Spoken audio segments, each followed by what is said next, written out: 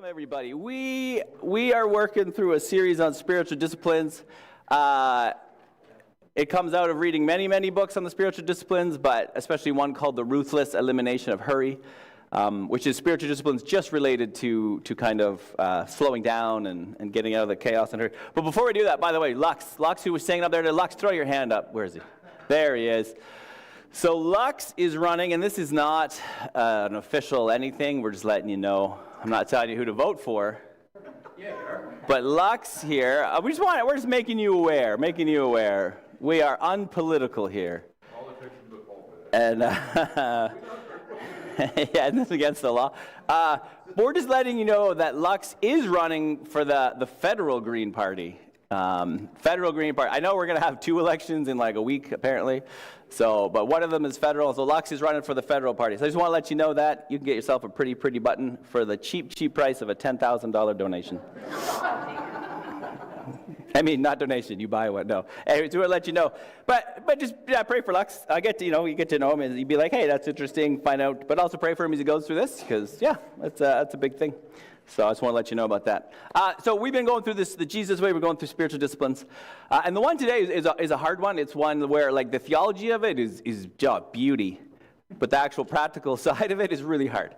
And we're going to talk about Sabbath. And, I still don't have a clicker. We're going to work on this. And so we'll start with the first. Sabbath, does anybody know what Sabbath means? Do you know what it means? Right. It means rest. It means to stop. It literally just means to stop. Shabbat means to stop. It means rest. It means a bunch of other things that we'll look at. There's a sense of one of the words, the way to use it is like to delight. I Shabbat in this, to delight in something. So it means to stop. It means to rest. But of course, the question is, what are we stopping from and what are we resting from? Right? Like this is a pretty big word. This is, part of the commands of the 10 Commandments. And it's literally rest, stop. So the question, of course, what is the purpose of this stopping, right? And so, as you read through the Bible, as you read through the creation story, which we'll look at in a second, right? The Sabbath is built right into the rhythm of our life. It's built into the rhythm of creation. It's the very, right at the very beginning of the Bible, you hear this word Sabbath. It's right there, and it's a rhythm of stopping. Like the Bible has barely started. We haven't really done much yet, and already God's built into the rhythm of, he's built this day of stopping, of resting, of reflecting, of celebrating, of worship. And it's there. Right? We've read it many times, but it's really hard to do. And it is hard to do. And the reason it's there is because it's part of how God created us. It's part of what we're called to do. It's part of who we are. And we have this, right? We have this desire. In creation, we're created in the image of God, right? We're created in the image of God. And part of being created in the image of God is that, right, like we had this infinite God. And we had this relationship with this infinite God, right? And in the Garden of Eden and all of this. But then we lost that, right? We lost that relationship. We lost that connection with this infinite God. But we have a soul that is built for this infinite connection. We have a soul that is built for connection with God. But when that connection was lost, we had to fill that with other things. But everything that we fill it with is finite. It's finite. It's not infinite. And so as we try to fill this desire, this infinite desire, because we're creating God's image, everything that we find is finite. And so the things that we try and fill it with, they just cause, I like the one, right, that he used the word restless. We become restless because we're constantly chasing this, trying to fill our lives up to meet this need that only God can meet. And so we have this thing which becomes restlessness. And this is, of course, a problem in our culture, right? Restlessness. And, some people, you buy a shiny new red Audi, right? And then the next day you see a shinier one. Or you buy something new and the next week you find something. You finish one vacation and you start thinking about the next one. Whatever it is, you buy a house, then the next you want a bigger house. Whatever it happens to be, whether it's clothes, whether it's things, whatever it is. You eat a new restaurant, you go, I got to eat here, there's a new one. Well, another new one opens up. It's like, well, I got to go there now. And not everybody's like this, and but in our culture, it's a thing that we do. We just continue to chase, and we have to have these experiences. We have to have these things. Whatever I have is never quite enough. It's never quite enough.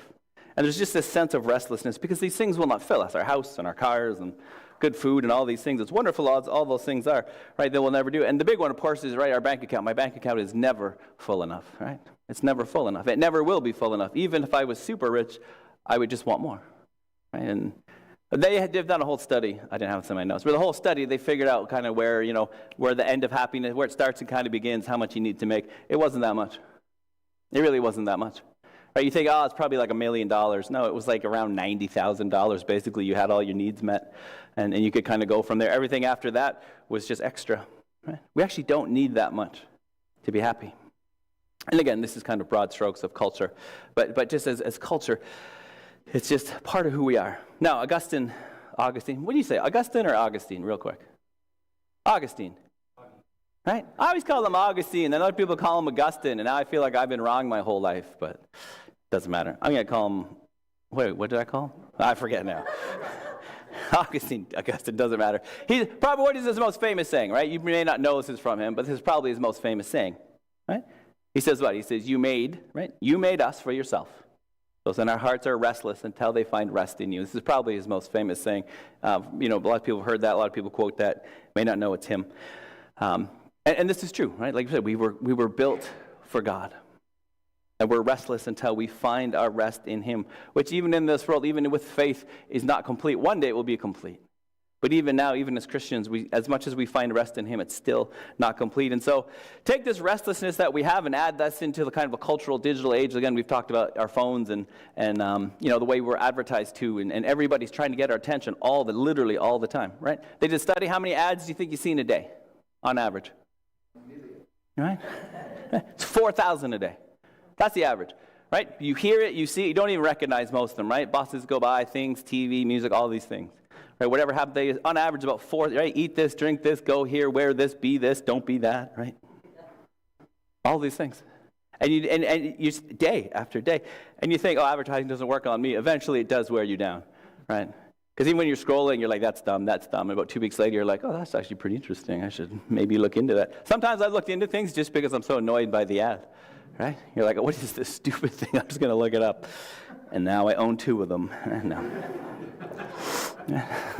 But this is right? This is natural for us. This is it's part of being human, right? We desire things, and then those things, because they are finite, they leave us what? They leave us sad, discontent, anxious, angry, depressed, all these things, right? I like the one guy, he says there's these twin gods, maybe you want to call them demons, right? Of accomplishment and accumulation, right? And these are part of our culture. You have to accomplish more. You have, right, hustle culture. You got to hustle. You got to have a side hustle and then another side hustle. You got to make money. You have to accomplish. Or you need to accumulate. And again, with the whole, social media and whatnot, it makes it worse because you just see it all the time. You're not comparing yourself to your neighbor, you're comparing yourself to everybody's neighbor. And a lot of people in this world are doing much better than us, right? And so it's hard. So these gods of accomplishment and accumulation, and this is what we need to rest from. Right? And again, these are broad strokes. This isn't everybody. Some people are like, I don't actually care for any of those things. I'm pretty happy, and that's fantastic. So you just get to listen in to help your friends who struggle with these things, right? Because when we keep trying to achieve and hustle, right, it becomes pretty overwhelming in a pretty short amount of time. And this is why we need to stop. This is why God builds into the very first chapters of Genesis, he builds in a stop, he builds in a rest, right? Builds in a rest. And Sabbath is a day of stopping. It's a day when we don't produce anything. It's a day when we don't consume anything. It's a day where we don't worry. It's a day when we don't want. This is what Sabbath is. We're going to look at a few different examples, but some it comes with creation, but also it comes as they're coming out of slavery. And it's this idea that it's part of our identity, right? It's part of our identity, and it's more than just a day, right? Sabbath is more than just a day. It's also it's supposed to be a lifestyle. And before we even keep going here, there are some Christians who say, no, Sabbath is not a thing anymore. Every day is Sabbath. And they're absolutely right. Every day is Sabbath. In Christ, every day is now Sabbath, right? But what does that mean? Every day is Sabbath. And so taking a Sabbath, the spiritual discipline of taking a Sabbath is how we begin to shape the everyday. Because if we can't do it on one day, it's going to be really hard to make 7 days a Sabbath. So the reason for this practice, the reason for trying to practice this, the reason for even talking about this is if we can begin to implement this, it doesn't just affect one day, it affects our whole week, right? And there's a lot of really good books. There's a really good book by a Jewish rabbi. It's just called Sabbath. His name's Abraham Joshua Heschel. It's really great. If you get a chance to read that, it's a real short little book. Turns out Jewish people really understand the Old Testament. Who knew, right? right? It's great. It's a fantastic book. There's a couple other really good books. I'm just throwing these out there for you. One's called The Sabbath Way of Living, The Sense of the Call, Marvin J. Dunn. Sabbath as Resistance by Walter Brueggemann is really good. And Subversive Sabbath by a guy last name Swoboda. Those are all really helpful books, just kind of understand Sabbath, how to practice. If you want to read more into this, there's tons of other books. Those are just some good ones for you. So we talk about Sabbath. What is probably the most famous story of Jesus and Sabbath? What is it? What do you think? When you think of Sabbath, what do you think? Good, healing on the Sabbath. Okay, that's a good one. What else? What do you got? Just the one, eh? That's good. Nothing wrong with that. It's a good answer. It's a good answer. It's not the right one, but it's a good answer. Right? Remember when Jesus and the disciples are all walking through the field, and it's a Sabbath, and they do this thing which for us we're like, that's ridiculous. They just pick some grain, and they rub it in, they're eating the heads of grain, right? And then the Pharisees freak out. Why? Because it's Sabbath, and what they just did, they consider work, and you're not supposed to work. God said, don't work. So they don't work. It's the weird thing. Right? We're like, that makes no sense. But to them, this was a bad thing. And Jesus turns to them, and what does he say to them? Remember what he says to them? When they're like, hey, freaking out about the Sabbath, what are you guys doing, you bad religious people? What does he say? He's like, hey, because the Sabbath what? The Sabbath is for us. We are not made for the Sabbath. The Sabbath is made for us. And again, the Pharisees had this backwards idea where actually the Sabbath, which was supposed to be this day of stopping and resting, became just another burden. Because now you had to remember like all the hundreds and hundreds of rules of things you could do and what counted as work and what didn't count as work. And it was really hard. And so all of a sudden the Sabbath became this ridiculous day. We're like, did I take more than 33 steps? Was that 32? I got to go back and begin again, right? Like I don't want to break any rules here, right? You by accident, you pick a thing of grain and now all of a sudden you're a sinner, right? And so and Jesus is like, guys, you missed the entire heart of what the Sabbath is supposed to be. You're missing what it's supposed to be. This is not what it's all about. And so Jesus says this, and this is a phrase which people use all the time, right? Like God gave this to us, for us, this day of rest. It's supposed to be a day of rest and joy and celebration, not more burden, not moralistic burden, right? And so some of the commentators, they say in our culture today, right? He says, we all love God. He goes, we love God. He goes, but we don't know how to sit with God, right? Like we've kind of lost this idea of Sabbath. We don't know how to just sit and be with God. And because of that, he says, we may have become the most emotionally exhausted, psychologically overworked, spiritually malnourished people in history. It's because we've kind of lost this ability to just sit with God, to sit in a day of rest and just to sit in a day of stopping. And it's a really hard thing to do. But he believes, I believe, we all believe we can find it again. Right? And so in Genesis 2, you see this in Genesis 2, it says, so the creation of the heavens and the earth and everything in them, it was completed. God's just made everything. This is chapter 2. Now on the seventh day, God had finished his work of creation, and so he rested from all his work. And then he does two things. And God blessed the seventh day and declared it holy, because it was the day when he rested from all the work of his creation. So first thing, God took a rest. Everybody, right? So if you ever think, I don't have time for a rest, you are busier than God, right? God took a rest, I think we can take a rest. Just remember that, right? And we have seasons where it's like just super busy, but in general, God rests, we can rest. Not because he was tired, right? Because again, it doesn't just mean stop and rest. It means like take the day, delight, find life in this. Right? Find life in this. This is why God builds it in. And so he blesses the Sabbath. Now that's an interesting thing. He blesses the Sabbath. What in creation story, what does God bless? He blesses two other things first. Remember what it is? Right, it's the animals, he blesses them, it says go and be fruitful. And then it's the people, he blesses them, he says go and be fruitful. And then he blesses the Sabbath. That's the third thing he blesses. Which means what? Right? The animals and the people, he blesses them so that they can go and create life. And then he blesses the Sabbath, which I think means to then go, and the Sabbath is supposed to also create life. It's supposed to be this time where it creates life. The Sabbath rest is to give rest, it's to give life. This is why he blesses it. If you ever watch, there's a documentary called Blue Zone People. You know Blue Zone people? It's not about aliens. It's about people who live the longest, healthiest, right? And one of those groups, they live in California. These are the healthiest people, they live the longest. It's in a place called California. I forget the name of it now. It doesn't matter. It's like Linda Loma, some sort of weird name, California. It's probably burned down at this point. I don't know, right? Healthy, I'm not saying that in a bad way. There's lots of fires. I don't know where it is, right? I didn't say I hope it burned down. I said it probably did. There's a lot of fires. I don't want it to. I just said it may have. Right? Now, here's the thing about this town. This town is the healthiest town, one of the healthiest towns in the world, certainly the healthiest town in the United States and North America. And partly it's their diet, but also they're mostly Seventh-day Adventists, these people. This is why it always gets brought up. They're like the whole town's this, I don't know, weird little Seventh-day Adventist town. I don't know how that works. But part of their being a Seventh-day Adventist, they're called Seventh-day Adventists. Part of their culture is taking a Sabbath. Part of it's built right in. You take a Sabbath. Now, they also eat very healthily. They're all vegetarians, et cetera, et cetera. But part of their rhythm of life, and I don't think that's a coincidence, that the people who routinely, ritually, religiously take a Sabbath also happen to live about 10 years longer. The one commentator, he said, if you take an average lifespan and you take 1 day a week, one Sabbath, he goes, it adds up to about 10 years, right? And they live about 10 years longer. I'm just saying. I'm just throwing it out there. Everyone's like, I'm leaving for the Seventh-day Adventist church next week. So he blesses it. Why? Because there they are. That's the people. Right. According to Google, that's some of them. They do. They live very long lives. So if you want to live a long life, join the Seventh-day. No, don't. Take a Sabbath is the point. Take a Sabbath. Because it's blessed and it gives us life. And to them, right, that's part of it, it literally gives them life. They live about 10 years longer. Think about that. He also says it's blessed, and then he says it's holy. Now, again, things are holy.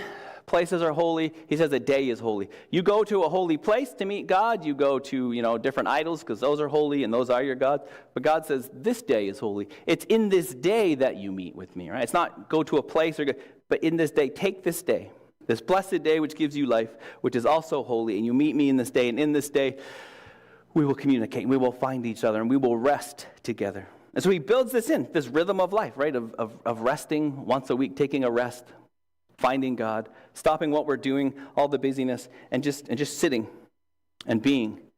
And not like you have to sit there and prayer all day. That's not what it is. It's just rest. Rest whatever we're doing. And here's the thing. If you don't rest, anybody experiences, when your life just gets busy and you're going and you're going and you're going, what usually happens? What normally happens? Right? You get sick. And what happens? You get a Sabbath, right? It's a forced Sabbath, though, right? It's forced upon you. Because when we just keep going, what happens? Our bodies crash and our immune systems crash. And when we don't get a rest, our bodies break down emotionally, physically, all these things spiritually, we break down. And so God says, even before we start all the rest of the Bible, I'm going to build this into you right away. I want you to learn these things. And then later on, so that's in Genesis. He builds it into our DNA. He builds it right into the beginning. And then when he's coming out of Egypt, Israel has been in slavery in Egypt. This is Exodus 20. They're coming out of slavery. And they're about to start to become the new people of Israel. They're about to go to the promised land, right? All these good things. And so he's got the 10 commandments. Here's all the commandments. What is the longest commandment about in the 10 commandments? Take a wild guess. Sabbath.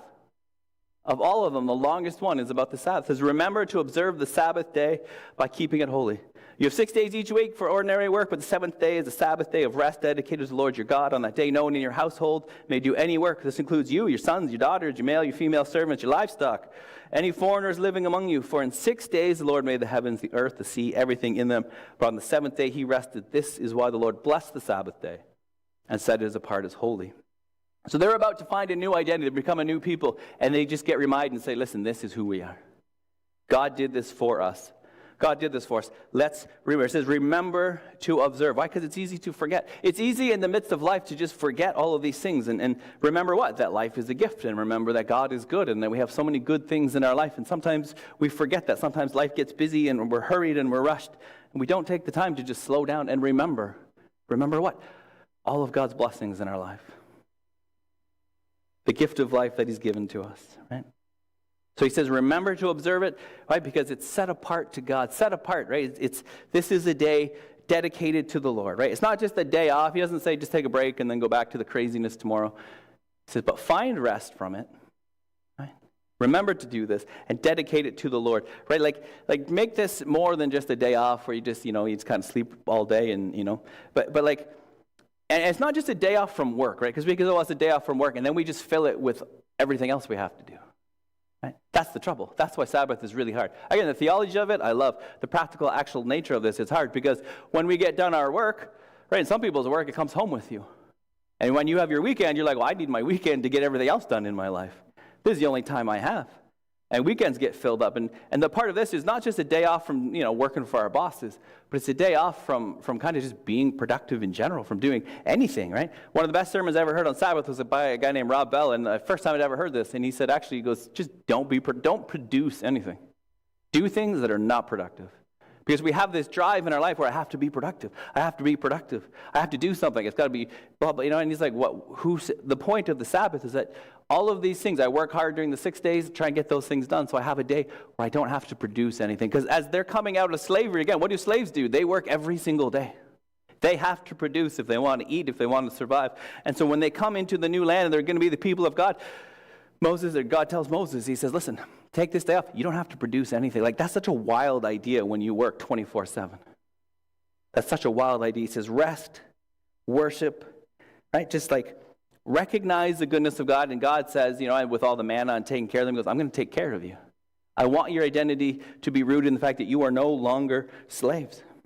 You're no longer slaves. You don't have to produce. You can actually, and that's got to be, it's weird for us. Imagine if we were forced to work 7 days a week. But he says, take this day. I like how one guy says it. He says, like, worship God in this day.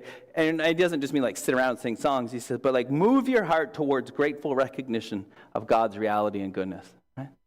And so when they got brought out of slavery, he says, take every 1 day a week and just sit and remember what God did for you.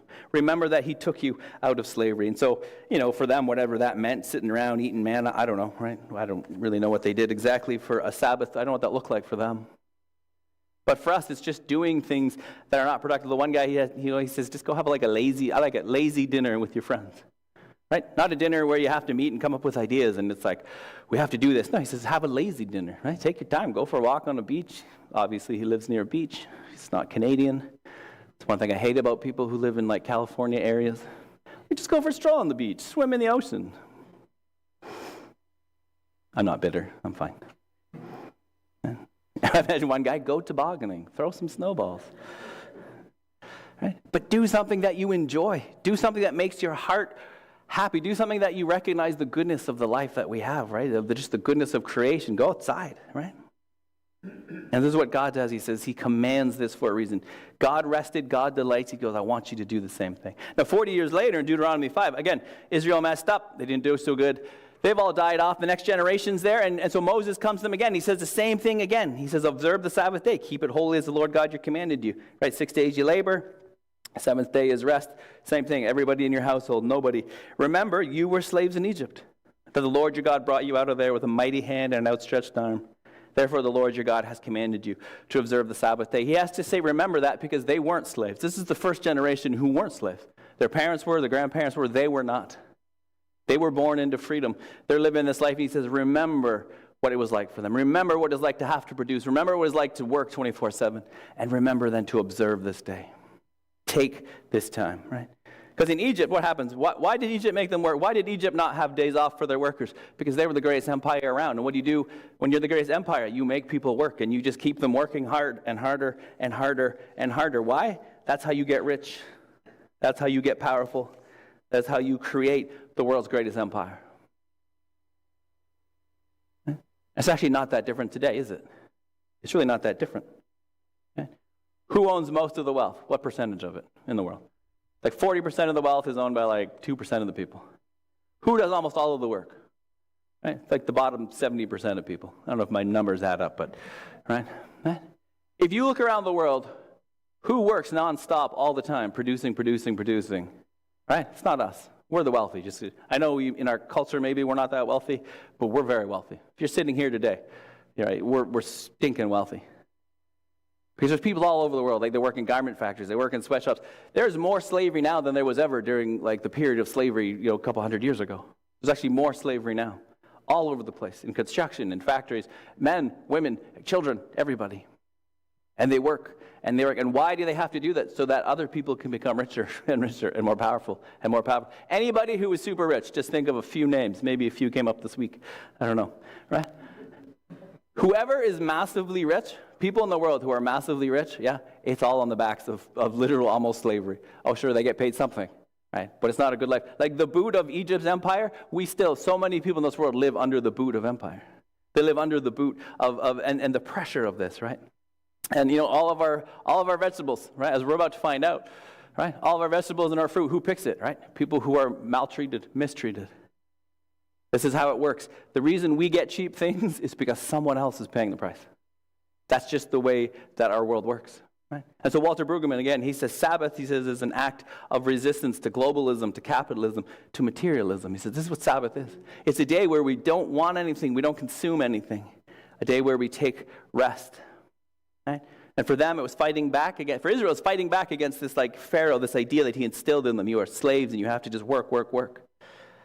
The Sabbath is a way to keep us from falling back into those kind of patterns. I have to produce, I have to produce, I have to, right? But it keeps, I like what Brueggemann says. He goes, it keeps us from falling back into slavery, but also keeps us from becoming the slave driver. Right?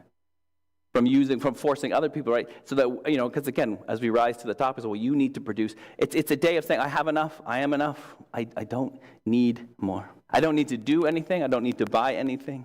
Again, hard to do, right? It's really hard to do. All of these things, these are ideals. That's why we're talking about this. Because again, the twin gods of our world is accumulation and achievement. I must achieve, I must accumulate. And Sabbath helps break the hold of these things, right? And so for 6 days, do these things, he says. So for 6 days, take care of stuff, go to work, cut your grass, do whatever. He goes, but on that one day, and maybe it's not even a whole day, right? Like, let's speak practically. It's really hard to take a whole day. Who here is like, I have a whole day, I could literally take a Sabbath right now, right?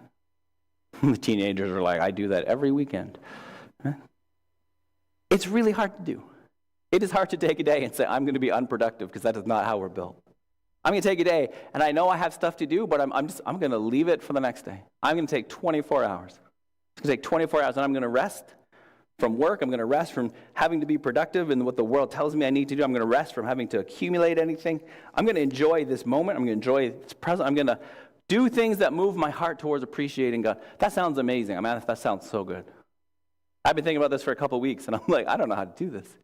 And I read these other pastors. Often they're older pastors. They're like, oh, we didn't discover Sabbath until we were in our 50s or 60s. We're like, yeah, because your kids grew up and moved out, and you had all the time in the world. They're like, we started going for walks with my wife. I'm like, yeah, great. Did you do it when you were 25? No. Do you know why? You were super busy. Huh? So I'm really tired of those people. But some of these, I've read different stories. And the one guy, he's a pastor, like they do this from, I think it's kind of like the Jewish thing, from Friday night to Saturday night, right? They lock all their phones away. They just take days with each other. And he says sometimes it's hard as their kids get older, things change, you got sports. The CBC last year, there was a Jewish family, and they were trying to reclaim Sabbath, and they just were on there talking about it. And it was a technological Sabbath. They locked everything away, everything technological, for 24 hours. 24 hours. They literally locked them in a box for 24 hours. And they were just talking about how amazing, how it literally changed their family, it changed their lives, it changed their mental, emotional, spiritual health. It was really fascinating to listen to. Because again, as Christians, we're like, oh yeah, Sabbath for sure. But Jewish people are like, hey man, we need Sabbath too.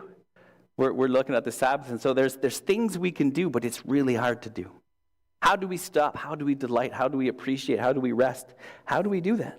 How do you do it when you have no kids? How do you do it when you have 5 kids? How do you do it, how do we do it? How do you do it when you work on weekends? How do you do it when you work shift work? Right? Like, we don't all work Monday to Friday and have weekends off anymore. It's hard to do. It is hard to do. And some seasons, of course, are busier than others. And here's the thing. When you talk about Sabbath, I'm not going to be like, hey, you need to next week, I want to see. No, like maybe we can start with like an hour, right? Maybe 2 hours, maybe 3 hours. Maybe we can do like a half day and say from this time until this time, we're just going to rest and we're going to split. Like the one guy, he says often, he goes, I just stare out my window. He goes, I literally just sit. I have a coffee. He goes, I sit. Another guy said he eats a burrito on his porch, right? Again, warm climates. I'm like, dah. Right, that's his part of his rest. He goes, I get a burrito and I just sit on my porch and I eat my burrito. Other guy, he goes, he again, sits on a beach and drinks wine. He goes, that's what I do. Because I invite friends, we sit on a beach and we drink wine. And I was like, you southern warm people, come on. So we're gonna workshop some ideas for us up here in the north right now. You can drink wine in the snow, I guess. I don't know. But this is what they do. And they go, it's really weird and it's really hard, but they force them. And that's the thing, it's something we actually have to prepare ourselves for and practice for. And the joy of it, I think, is if we can learn to do this. And again, it's really hard to do. This is not like guilting you. I don't want to guilt anybody. This is not a you have to do this. This is a, hey, here's something which Jesus did. Here's something which people have done for centuries, and I think would actually be super healthy for our lives. And this is not a you have to do this. This is a, would you consider, do you feel you need this in your life, right? That's because I read this and I go, and again, I have a super flexible job. Like if I want to go for a walk and just pray, I can actually do that. And I appreciate that. I know a lot of you cannot do that based on your jobs. You can't do that. So I have a more flexible job than most. Right? I have the ability to kind of build this in a different way. And so as I talk about this, don't be like, well, your job's weird, bud. You can do whatever you want, right? It's hard for me, and I totally get that. Like, I super get that. Your construction, you're up at 5 a.m. and you're home at 7, then you're tired, right? Work Sabbath in there. Let me push that on you. Right after Bible study and kids' sports, right? It's hard. I totally get that. And so it's something slow. Something, yeah, right? Can we turn our phones off, everything off for 1 hour? That'd probably freak your kids out, right? Can we do this? Can we eat burritos on the porch? Maybe we should once a month, everybody will just come to my porch. I don't have a porch. Who has a good porch? I need someone with a good porch. And we're going to eat burritos together. And we're going to stare off into the woods. So you need a porch and you need woods. We're getting pretty specific here, right? But and again, this is just a pure encouragement. This is what Jesus did, right? This is what Jesus did. I got Walter Brueggemann. Well, if you've never read Walter Brueggemann, you really should. He's fantastic. And Eugene Peterson, you should read him. And N.T. Wright as well. They're all very good. You can read that. But I just love this idea of divine rest. Something that it grows us and helps us. In our own life, it's so good for us.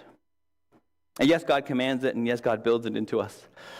But part of it is, and I'll close with this, is that it's just a picture of a picnic is all I have at the very end, because I like this photo. It came up, and I was like, I like that. That makes me feel happy, right? Because it's warm and sunny. Right? But it helps us remember who we were, created in God's image, and part of remembering who we are is to stop and remember that. And on Sabbath, we get to stop and remember that. We remember who we are. We are created in God's image, right? We are saved by God, but also whose we are, right? Like, we belong to Jesus. We don't have to prove anything. We don't have to produce anything. We don't have to achieve or accumulate anything. God loves us. Right? We know this. God loves us. And so we are created in His image, and through His own life, He has redeemed us. And so we remember Sabbath is a time to stop and remember who we are, right? And whose we are, who we belong to. We do not belong to our boss or to industry or to whatever it is the world puts on us. We belong to Christ. It's in His image we are created. We belong to Him. It is His kingdom. And so to find time in our week, whatever that is, short, long, whatever you can do, I encourage you to try and, build something into your life and start slow. Start slow. See if you can grow that. And it will, not just that day, but it will begin to affect the rest of your days. Again, because technically with Jesus' death and resurrection, every day is Sabbath. Every day is a Sabbath. So if we can begin to practice the one day, we can begin to practice that will begin to change and shape the rest of our days. And I went to ChatGPT and I said, write me out a schedule for, it was pretty good. Yeah. It's helpful. Turns out computers are pretty bright. Yeah. And it's great. I can send that to you. And it's just like, here's a few steps, a few simple steps to do some things. But remember, burritos and staring out your window, those are good ways to start. No phones and burritos, that's it. But it's just encouragement. It's just an encouragement, right? This idea of stop, rest, delight, and worship. What that would do for us. I think, can you imagine if the whole world took a day off? Remember we used to? If the whole world took a day of rest, man, that'd be an amazing thing. We're going to close with that, and then Jim's going to come up and lead us in communion. But again, I want that to be encouragement. Not, I hate pastors. I don't hate, that's terrible. I dislike when pastors are like, you need to do this, and you're a bad Christian if you don't. That's useless. That doesn't help anybody. Guilt's the easiest motivator. I hope I don't guilt you ever. But I do want to encourage you just to work through and read deeper into these things. Just try and, again, for yourself, for your mental health, your physical health, your spiritual health, and all for you and for your family. Again, it sounds so good and it's so hard to do. Of all of them, this is the hard one. I think the hardest one to do. So I do encourage you to read more and talk more and think through this. On your own, as a family, whatever your situation is, I want to encourage you in that. ChatGPT, it'd say, help me figure out how to do 3-hour Sabbath, 5-hour Sabbath, whatever it is you have. And they will help you. But let's close in prayer before.